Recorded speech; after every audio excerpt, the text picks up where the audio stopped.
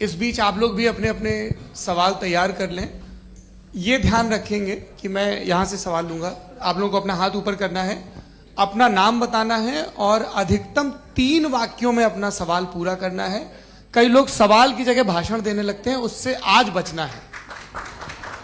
जी मुफ्ती साहब, पहला सवाल आपका, 16 मिनट है, हम दोनों लोगों के सवाल लेंगे। जी जी बहुत शुक्रिया। आपकी जो अभी बात हुई बहुत अहम थी, मैं इसको चाहूँगा कि आगे डिस्कस करूँ, लेकिन चूँकि अभी ये वो सेगमेंट है क्रॉस एग्जामिनेशन, तो सबसे पहला सवाल आपसे ये है कि जो मैं इतनी देर से कॉन्टिंजेंसी आर्ग्यूमेंट आपको बता रहा था, ये अकल से ही बता रहा था हजरत, आप ये बताएं कि आप इन्फिनिट रिग्रेस ऑफ कॉजेस को पॉसिबल मानते हैं या नेसेसरी बीइंग के एग्जिस्टेंस को सही समझते हैं, क्योंकि 2 ही ऑप्शन हो सकता है, आप ये बताएं। देखिए, आपको मैं ईमानदारी से बात करूं, एक तो मैं कॉन्टिजेंसी वर्ड ठीक से समझता हूं, और इस वक्त भी जो आपने अंग्रेजी के अल्फाज इस्तेमाल किए वो ज़रा थोड़े से मुझे डिफ़िकल्ट और कॉम्प्लिकेटेड लगे, तो आप ज़रा सिंपल ज़बान में सवाल कर सकते हैं। बिल्कुल कर सकता हूँ जी। यूनिवर्स की हर चीज कॉन्टिंजेंट होने का मतलब यह है कि वो अपने एग्जिस्टेंस में किसी के ऊपर डिपेंडेड है।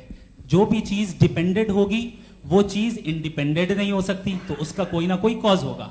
तो अब आप क्या समझते हैं कि ये इन्फिनिट रिग्रेस है, यानी कॉज पर कॉज, कॉज पर कॉज, कॉज पर कॉज, और कभी कोई यानी ये एंडलेसली चलता रहा? क्योंकि अगर ऐसा होगा तो हम तो एग्जिस्टेंस में आते ही नहीं। लॉजिकली ये मुत्तफक अलैह चीज है, मुत्तफक अलैह, अग्रीड अपॉन।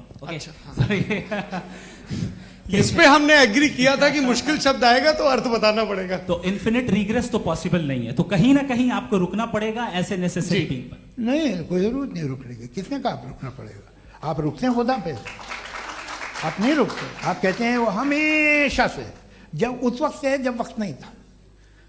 आप कहाँ रुकते हैं कि अब हुआ था वो? आप नहीं कहते। हम क्यों नहीं मान सकते कि यूनिवर्स जो है और बल्कि मल्टीवर्सेस जो है वो हमेशा से हैं, वो बनती है, बिगड़ती है। एक हमारे यहाँ एक चीज़ है ब्लैक होल, वो समेट लेता है वापस, फिर ब्लास्ट होता है, फिर फैल जाता है। और इसमें हमारी तो खैर कोई औकात ही नहीं है। इंसान की एक छोटे से जर्रे पे हम 50-60 साल की उम्र रखते हैं, जो करोड़ों अरबों साल की कायनात है उसमें, और पैदा भी नहायत ही बेहुदा वजह से हुए थे। तो इसमें ये सोचना कि इसकी वजूहात और ये क्यों है, ये डिपेंडेंट है, ये हम देख रहे हैं, क्या मालूम। आप सोचिए कि ये जो फैल रही है कायनात, ये कहाँ फैल रही है, ये कहाँ जा रही है, और ये फैल क्यों रही है? अरे बना लीजिए तुमने, रुको भैया, हाँ काफ़ी है। ये फैल क्यों रही है? ये और कौन सी कायनात जिसे मैं दूरबीन से देखता हूं तो 2 बिलियन लाइट ईयर पे है, उससे मेरा कोई वास्ता ही नहीं है। 2 बिलियन ईयर यानी अगर मैं 80,000 माइल्स पर सेकेंड से चलूं तो 20 करोड़ साल में वहां पहुंच जाऊंगा। इसकी जरूरत क्या थी? ये दुनिया, ये कायनात तो इंसान अशरफुल मखलूकात के लिए बनाई गई ना। तो ये सब ये टर्म समझ में नहीं आया, इसमें कोई खास समझने वाली बात थी भी नहीं। ये जो अल्टीमेट कहा यह जाता है कि ये जो पूरी यूनिवर्स है, ये जो दुनिया है, ये इंसान के लिए बनाई गई। अच्छा, ये सब इंसान के लिए। क्यों साहब, सही है ना? बिल्कुल, लेकिन इसका ये मतलब नहीं कि किसी चीज के पीछे रीजन आपको नहीं पता तो रीजन नहीं है। इसे कहते हैं नहीं, मुझे नहीं पता, लेकिन मेरी जिम्मेदारी नहीं है। वो बिल्कुल सही कहा था उसने, बर्टन रसल ने। आपने उसे मजाक में टाल दिया कि भाई आप एक दावा कर रहे हैं, मैं क्यों कहूं कि ये गलत है दावा? आप प्रूफ कीजिए, मेरे पे जिम्मेदारी ही नहीं है, मैंने थोड़ी कहा है। आप प्रूफ कीजिए कि ये सही है। आप आर्ग्यूमेंट ऑफ कॉन्टिंजेंसी का जवाब ही नहीं दे रहे हैं। पूछना चाहेंगे? आप सवाल पूछना चाहेंगे मुफ्ती साहब से? क्योंकि ये क्रॉस एग्जामिनेशन का दौर है। आप जैसे पहले बोल रहे थे फेथ को लेके कुछ, मैं ये पूछना चाहूँगा कि खुदा ने जो भी रेवल्यूशन किए हैं, एक मज़हब के नहीं बहुत से मज़हबों में किए हैं, अलग अलग रेवल्यूशन है। कहीं कुछ एक बातें हैं, कॉन्ट्रडिक्शन भी है आपस में, कहीं कुछ आप कर सकते हैं, कहीं कुछ नहीं कर सकते। ऐसा नहीं है कि सबकी कोड ऑफ मॉरल एक है। तो ये किस्सा क्या है? अब आप ये देखिए कि मुझे कभी कभी लगता है कि ये जो फुटबॉल फाइनल होता है, लाखों लोग होते हैं, फिर वो टीवी कवर कर करोड़ों लोग, अगर उसमें खुदा की एक बूमिंग आवाज़ आ जाती, मैं गॉड हूँ, तो सारे लोग अभी सुन लेते और टीवी पे भी सुन लेते, किस्सा खत्म होता। ये इतनी राजदारी क्या है कि तुम सामने कुछ तो सबूत दे दो हमें सॉलिड। ये कह साहब ये यूनिवर्स कैसे बनी, इससे मसला क्या हल होगा? मैं पूछूंगा आपसे खुदा कैसे बना, क्यों नहीं पूछूंगा कैसे बना? बल्कि वो तो कायनात से कहीं ज़्यादा इंटेलिजेंट है, कायनात से कहीं ज़्यादा कॉम्प्लेक्स। जी वो हमेशा से है, आप कहेंगे मैं मान लूँगा। अच्छा दोयम वो कादिर मुतलक, यानी कादिर मुतलक का मतलब ओमनीपोटेंट, वो जो चाहे कर सकता है। आपको नौकरी दिलवा सकता है, आपकी अच्छी जगह शादी करवा सकता है, आपके पड़ोसी का मुकदमा हरवा सकता है, आपको जिता सकता है, सब काम करता है। थोड़ा सा माइक क्लोज जी। वो इस दुनिया को चला कैसे रहा है, ये दुनिया कैसे चल रही है, आपको इस पर हैरत नहीं होती? या क़यामत के बाद कभी एक जस्टिस होगा, जब ये बच्चा मर चुका होगा जिसकी धज्जियाँ उड़ गई बम से, इसको इंसाफ मिलेगा तब। अच्छा अब जवाब दूं? हाँ जी जी। मैं वही इसीलिए आप ही की तरफ आता सबसे पहले आपने रेवलेशन और स्क्रिप्चर्स की बात की, इस पे मैं बात कर सकता हूं लेकिन आज नहीं करूंगा चूंकि वक्त कम है, कभी और इस पे डिस्कस करेंगे। मैं तैयार हूं उस पे भी बात करने के लिए। ये क्योंकि अभी हमारा से topic- राउंड 2 की भूमिका तय हो रही है। डज गॉड एग्जिस्ट राउंड 2 जी। चूंकि आज गॉड के एग्जिस्टेंस पे बात है तो मैं उसी के रिलेटेड जो है आपके सवालात को एंटरटेन भी करूंगा और मैं भी पूछूंगा। आपने कहा कि आपने साबित ही नहीं किया, जबकि आर्ग्यूमेंट ऑफ कॉन्टिजेंसी बुनियादी आर्ग्यूमेंट है। आप मुझे कॉन्टिजेंसी का मतलब बताइए, आपका मतलब क्या कॉन्टिजेंसी? कॉन्टिजेंसी का मतलब यह हुआ कि हर वो वजूद जो किसी भी चीज का पाबंद है, हर वो वजूद या हर वो चीज जो अपने एग्जिस्टेंस में किसी भी चीज के पाबंद है और उससे बाउंड है, उसको उसकी जरूरत है, उस पर डिपेंड करती है, तो जाहिर सी बात है कि उसका कोई ना कोई कॉज होता है। ये तो अक्ल की बात है, ये आप रीजनिंग की बात करते हैं, मैं वही कर रहा हूं। दूसरी चीज आपने ये बात कही कि इतने बिलियन लाइट ईयर्स दूर है, उसका मेरा क्या लेना देना। फिर मेरे ख्याल से आपको ये नहीं कहना चाहिए I think therefore I am an atheist. आपको सोचना चाहिए, सिर्फ आप एक लिमिटेड दायरे में रहकर नहीं सोचें बल्कि बाहर निकलकर सोचें। आपने तीसरा सवाल किया, आपने सर, 2-3 सवाल एक साथ किए। ऐसी बातें ना कीजिए, कुत्तों को इतराज हो जाएगा आप पे कि आप कुछ भी सोचिए, ये इजाजत आपको है नहीं, मुझे है।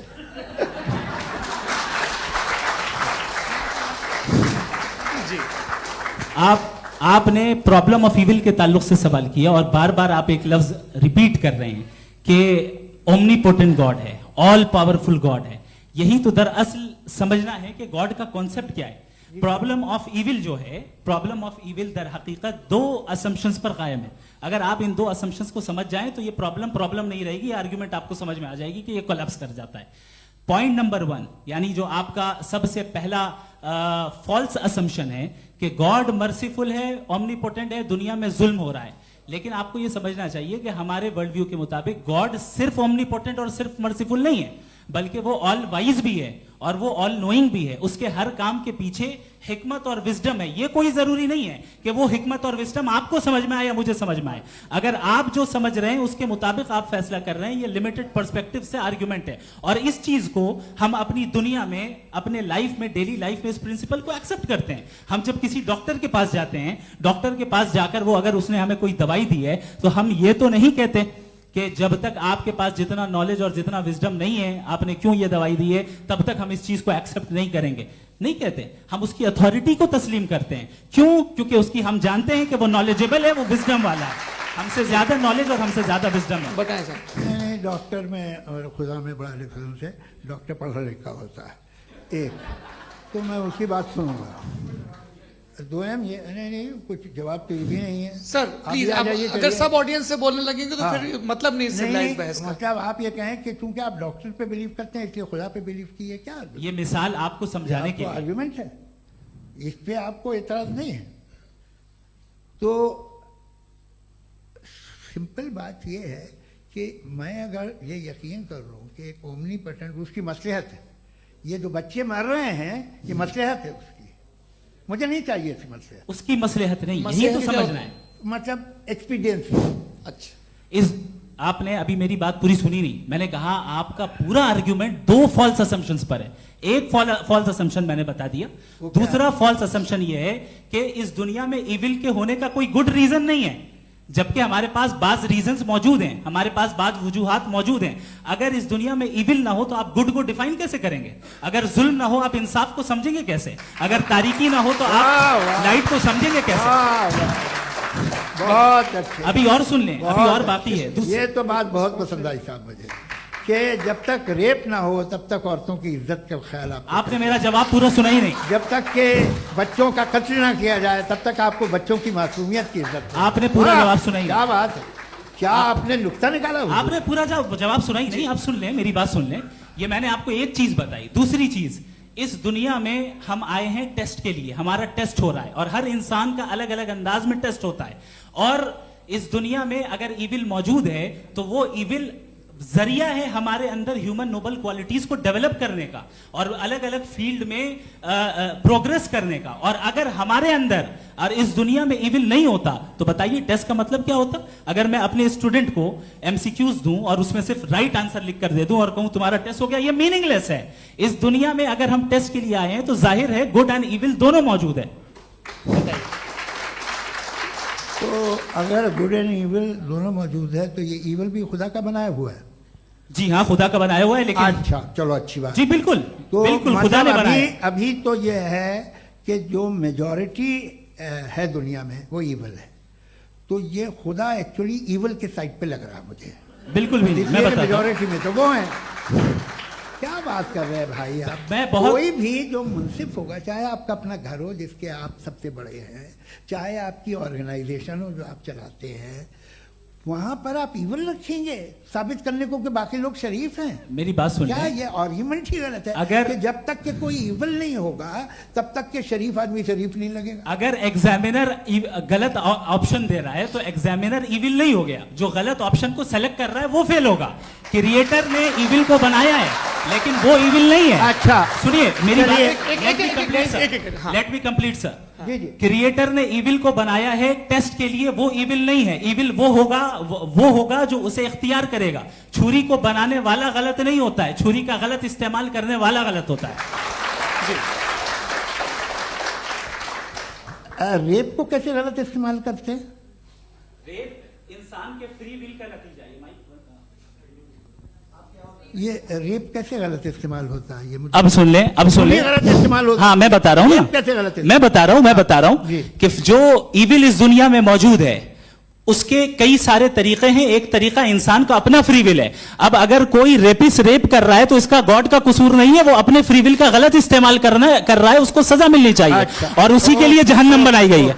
ये फ्री विल का भी बड़ा चक्कर। आप जब कोई बुरा काम करते हैं या कोई बुराई होती है तो ये कहा जाता है कि ये फ्री विल है। 7 billion free wills are moving on this planet. 7 billion free will. और एक आदमी अपनी फ्री विल से मुझे कत्ल कर दे तो मैं खुदा की मर्जी से मरा हूं कि इसकी फ्री विल की वजह से? मेरी मौत खुदा के हाथ है या ये फ्री विल वाले के हाथ है? खुदा ने फ्री विल का निजाम बनाया है और उस निजाम का गलत इस्तेमाल करके कोई आपको ये मार गलत रहा है, इस्तेमाल करके मेरा कत्ल कर देता है। अब मेरी मौत का जिम्मेदार कौन है? वो इंसान जिम्मेदार है। वो इंसान। जी। तो ये कहना कि और उसको खुदा ही उसको सजा मिलेगी।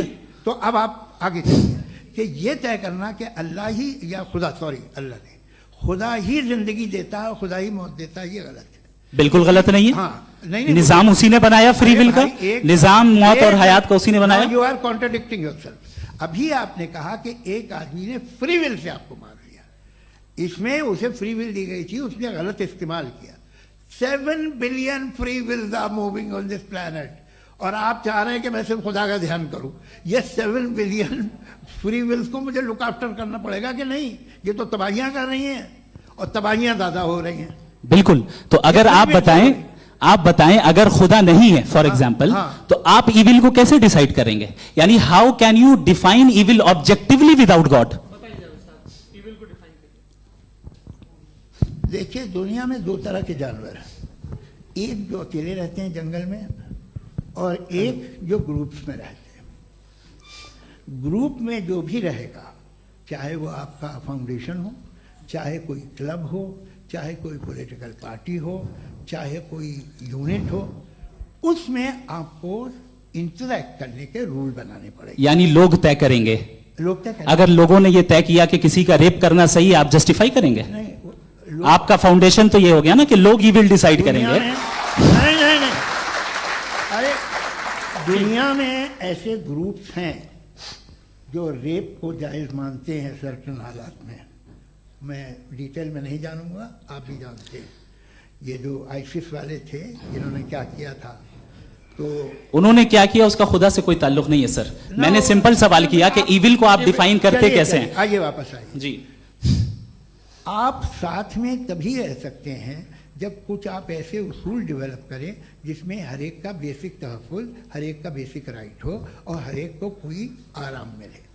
यही तरीका है किसी भी ऑर्गेनाइजेशन जिसमें एक से ज़्यादा लोग हैं और वो ऐसे चलती है ज़िंदगी। उसमें अगर आप गड़बड़ करेंगे तो तबाही होगी, नुकसान होगा, बर्बादियाँ आएंगी।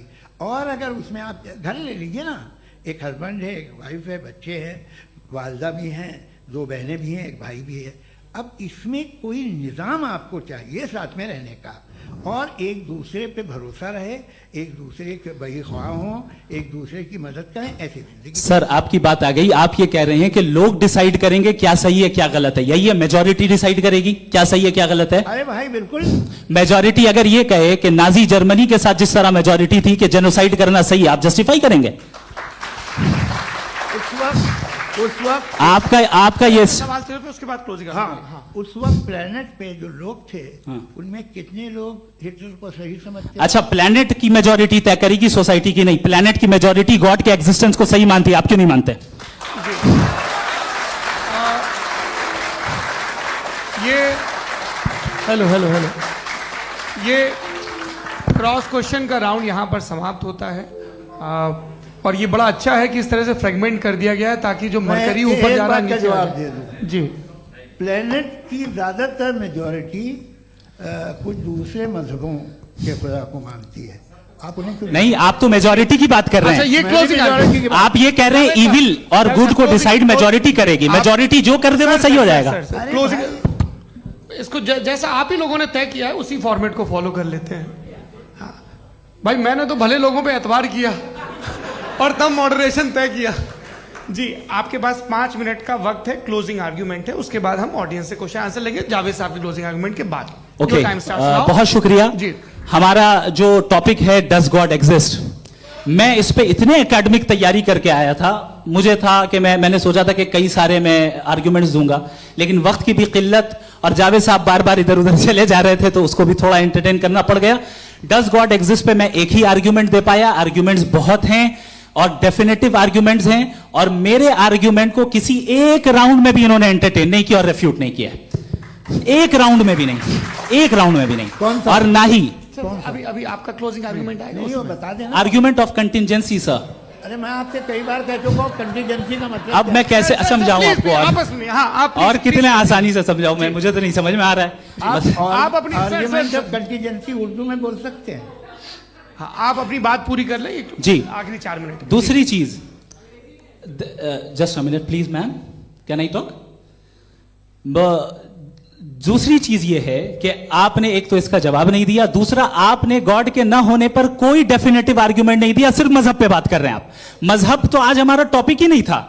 आज तो हमारा टॉपिक हो, आप मजहब से ले लेकर आईएस तक चले गए। भाई हमारा क्या ताल्लुक है उससे? We condemn them.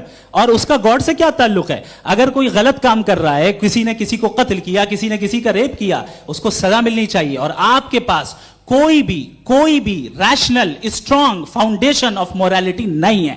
आपने कहा कि मेजॉरिटी तय करेगी सोसाइटी की, वो सही होगा। मैंने कहा हिटलर को फिर आप सही कहेंगे, नहीं, प्लैनेट की सोसाइटी की मेजॉरिटी तय करेगी। तो प्लैनेट की मेजॉरिटी गॉड के एग्जिस्टेंस को मानती है, आप कह रहे हैं ये रिलीजियस है। तो यानी आपके पास कोई स्ट्रॉन्ग फाउंडेशन नहीं है ऑब्जेक्टिव मोरालिटी का। ऑब्जेक्टिव मोरालिटी का अगर कोई फाउंडेशन है तो वो सिर्फ गॉड है, गॉड है, गॉड है। Thank you.